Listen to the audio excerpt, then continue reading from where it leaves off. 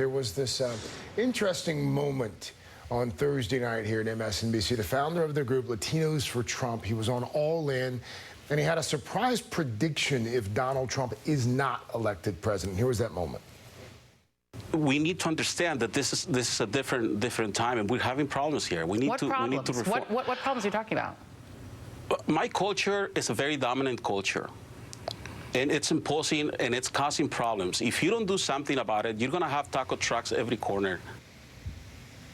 That was the moment. So we should note here, we had actually invited Mr. Gutierrez there to come back on.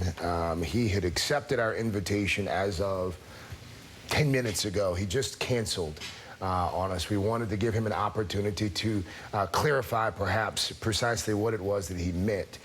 If he is watching or listening and changes his mind, the invitation is still extended. Meanwhile, MSNBC political analyst, host of the Hugh Hewitt Show on the Salem Radio Network, Hugh Hewitt joins us on a Friday. He did not cancel. You heard Marco Gutierrez there, sir. Your reaction to that?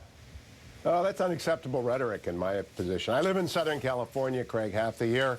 I serve on boards in Santa Ana, which has the highest population of Mexican Americans outside of Mexico, of Mexicans outside of Mexico.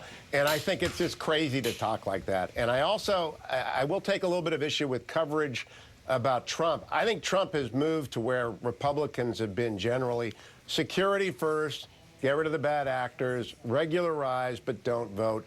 It's not that complicated. I believe he had a very good week, and I think the reason that Hillary Clinton is in hiding is because, and Donald Trump is talking, is he has a message and she has questions she doesn't want to answer. Hugh, it is, but you have to admit, he seems to be muddling the message a bit. I mean, there was this 10-point plan that he laid out, and then we heard him on O'Reilly last night. I mean, what you're saying, it sounds like enforcement and then legalization. I mean, that's what mainstream Republicans have been saying for a very long time, and it sounds like that's what Donald Trump is hinting at, enforcement then legalization. Why not just say enforcement then legalization?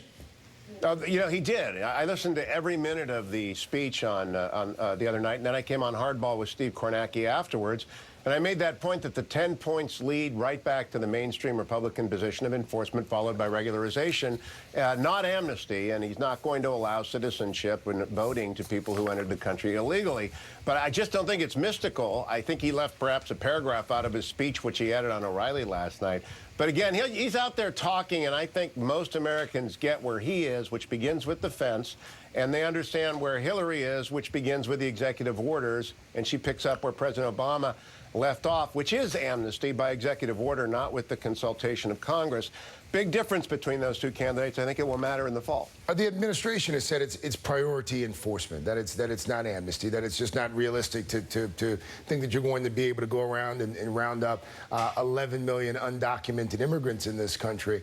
How is priority enforcement different from what Donald Trump is now saying he would do?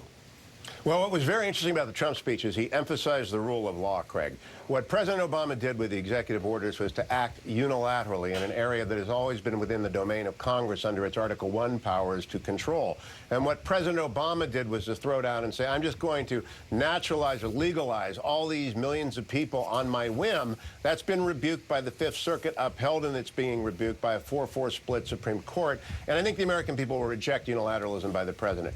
But if I could, the reason I think it's important that he's out there talking is not so much what he says, but the contrast with Hillary Clinton. She's had 5 terrible days of news, beginning with the Los Angeles Times Gilbert Shigori story on the front page on Sunday, the finding of new Benghazi emails that she didn't release, the Politico story yesterday picked up in the Times of London this morning about Bill Clinton's abuse of taxpayer money for the office of the former president. And then today in the New York Times, another pay-for-play story with the Dow Chemical Corporation, leading into another one at circa.com about the FBI making a referral to state to prosecute or investigate her abuse of the Federal Records Act. She can't come out of hiding, Craig, because every day is another drip, drip, drip of scandal for Hillary Clinton. So I think you'll see Donald Trump continue to take questions on every program at every venue. And from our own Lester Holt in the first debate, that was announced today. That's good news. That is fantastic news, that debate here in New York. And she's got no practice. I mean, she's going to arrive, and Lester's going to look at her, and she's not going to have practiced at all taking a tough question, whereas Donald Trump is doing it every day. So, Hugh, am I right to believe that you think that Donald Trump is going to reign supreme in these debates? I think it's completely unknown. I was on 4 debate panels with him. Each one was a different experience. It's a roller coaster. And he throws complete right angles at you when you expect to go on a left angle. So who knows what they're going to be like. I will say this, they'll get huge audiences. They are 5, the presidential debate moderators are all new. But if you look at Chris Wallace and Martha Raddatz and Anderson Cooper and Lester Holt, they're all extraordinary professionals. They'll be very well prepared for whatever happens.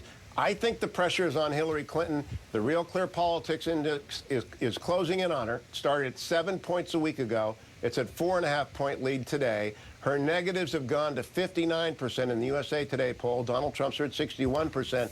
She is crashing. He's staying at the same kind of low level. It's a question of what will break in the next 2 months. Hugh Hewitt, always good to have you, MSNBC political analyst, host, of course, of the Hugh Hewitt Show. Enjoy the weekend. Enjoy the holidays, sir. Thanks, Craig.